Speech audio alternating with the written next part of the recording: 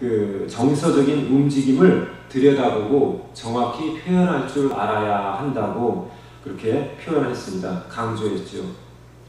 특히 성도들 중에는 자신의 감정에 대하여 바르지 못한 선입견이나 성서 해석으로 인해서 어려움을 겪는 경우도 있기 때문입니다. 예를 들어 이 분노나 고통 등의 자연스러운 감정을 굳이 부정하고 묵살하거나 또는 자신의 그 우울한 느낌을 외면하고 모른 척하거나 아니면 마음을 어지럽게 할 만한 그런 회의들, 그런 고뇌를 애써 기피하고 특히 성적인 관심들, 이런 것들, 그런 자연적인 것들을 억압하는 일들이 있게 됩니다. 그리하여 이러한 태도들이 이 우리의 영적인 생활을 유지하는 방편이 되면 이제 우리 안에서 문제가 생기게 되는 거죠. 여러분, 이 우리의 감정이나 정서를 무시하는 행위는 우리 자신의 진실에서 눈을 돌리는 행위입니다. 즉, 감정의 귀를 기울이는 자세가 우리를 진실함으로 이끌어 나갑니다. 감정은 영혼의 언어예요. 그래서 우리의 마음이 쏟아내는 외침입니다. 굉장히 진솔하죠. 거짓이 없는 경우가 많습니다.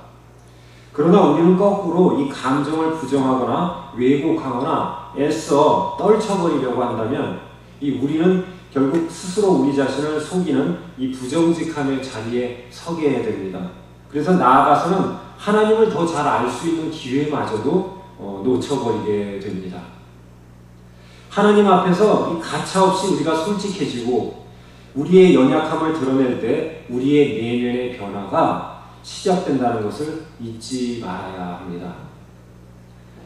여러분, 앞서 제가 서두에서도 얼핏 말씀드렸습니다만 오늘 현대교회에서 이 영성훈련이 없는 교회가 없을 정도로 빈번히 진행되고 있습니다만 이 영성훈련이 예수 그리스도의 제자로서 영성을 갖추는 훈련임에도 정서를 다루고 함양하는 면이 거의 고려되지 않는다는 것이 오늘날 우리 교회의 현실입니다. 특히 다른 사람을 사랑하고 사랑받는 이 방법과 연관해서 다루어지는 경우가 극히 드물다고 합니다.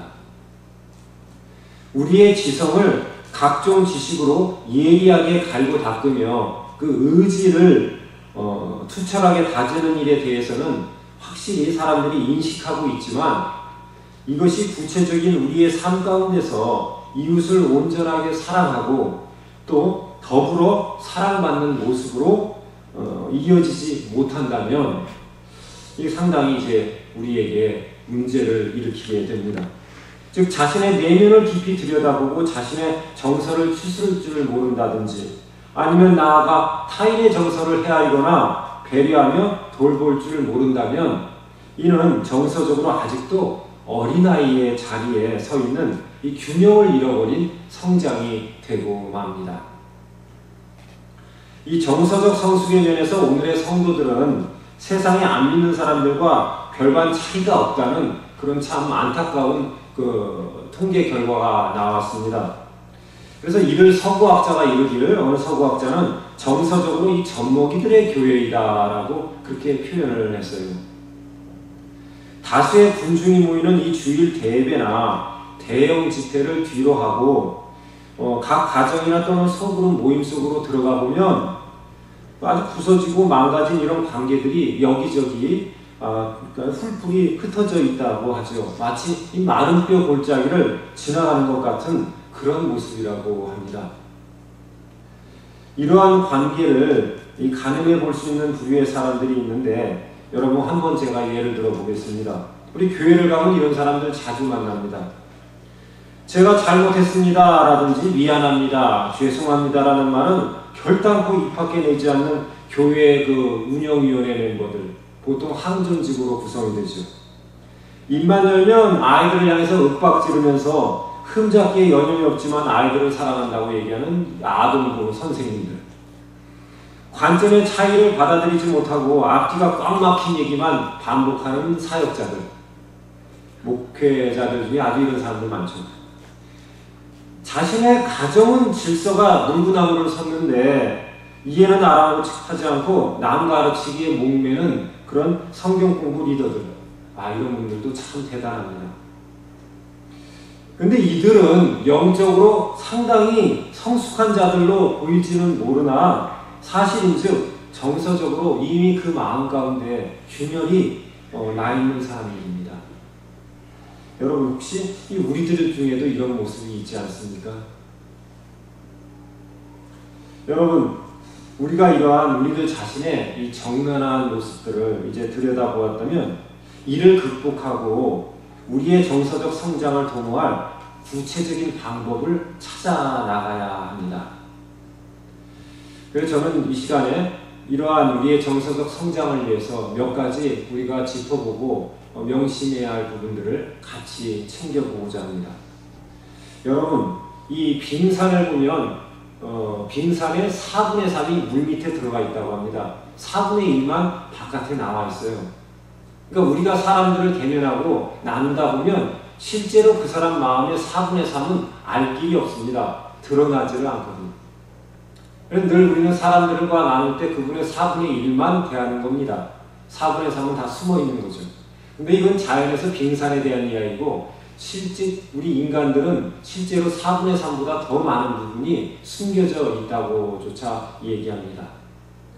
그래서 저는 먼저 우리는 우리의 정서적인 성장을 함양하는 데 있어서 제일 중요한 부분이 바로 우리의 보이지 않는 이면을 들여다보는 삶을 훈련하는 것입니다. 바로 이 훈련으로서 우리는 정서적인 성장과 회복과 치유를 위한 그 기초를 다져가야 합니다. 여러분, 우리 일상 속에서 이런 수면 아랫부분에 숨겨져 있는 부분들, 이걸 여러분 생각하면 좀 머리가 아프지 않습니까? 좀 깝깝하기도 하고요. 근데 요한복음 8장 32절에 진리를 알지니 진리가 너희를 자유케 하리라라는 주님의 말씀이 있습니다.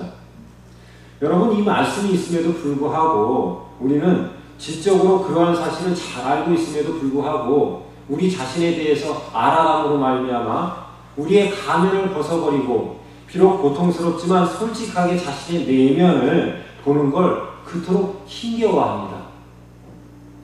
우리는 우리의 깊은 내면을 바라보기를 대단히 꺼려합니다. 이는 소위 세상 사람들이 말하는 무의식이라고 하는데 우리의 내면에서 우리가 실제로 의식하는 것보다 더 우리를 통제하고 제한하려 드는 부분입니다. 그러기에 우리는 참된 자유로움을 얻기 위해서라도 우리 인생에, 내 인생에 온갖 감정의 찌꺼기와 쓰레기들이 쌓여있는 바로 우리의 내면을 용기 있게 진지하게 돌이켜보아야 합니다. 나는 알게 모르게 내가 기억하고 싶지 않은 것, 아픈 것들을 다 보이지 않는 곳에다가 우리는 이렇게 담아놓고 옆으로 쏟아놓지만 나는 잊었을 것 같으나 그건 결국 나를 잊지 않는다는 이야기죠.